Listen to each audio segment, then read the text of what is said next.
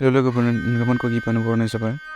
नोंथांमोना अननानै बे भिडिअखौ स्किप खालामालासिनो जोबजासिम नायलां, जाहाथे गासै बाथ्राखौ मिथियो। मानोना बे भिडिअ मानि सायाव जागोन नोंथांमोना थाम्बनेल आरो टाइटेल नायनायनि सायाव मिथिखाबाय। बेनिखायनो भिडिअखौ गोबाव खालामालासिनो जागायनोसै। आसा खालामो भिडिअखौ बयबो जोबजासिम नायलांगोन होनना। जोबोद दुखुनांथाव लोगोफोर, बाक्सा जिल्लानि निकासि गियानपीठ डिग्री कलेजाव 5th सेमेस्टाराव फरायफुबाय थानाय बिदां ब्रह्मनि अनसुलि बिनानाव फोजोंस्रि ब्रह्मआ जोबोद गिदिर बेमारजों भुगिनानै दं लोगोफोर। बिदां ब्रह्मआ सिगांनो मोनसे गावनि बिनानावनि मोजां फाहामथाय लानो थाखाय डनेसन बिदोंमोन आरो फोजोंस्रि ब्रह्मनि देहाया मोजाङाव फैदोंमोन।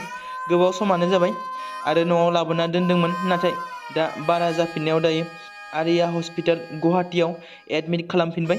दायो ट्रिटमेन्ट लाफिनो गोबां रांनि गोनांथि जादों लोगोफोर।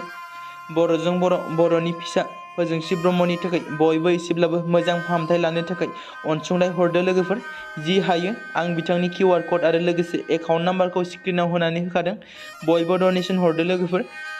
बिब'आ गावनि फेसबुक पस्टनि गेजेरजों फिन खेबसेबाव मदद बिहरदों। बयबो अनदो लोगोफोर, सोर जेसेबां हायो हरबानो जाबाय। आसा खालामो इसोरनि अननायाव थाबैनो फोजोंस्रि ब्रह्मनि बेमारा मोजाङै हामो।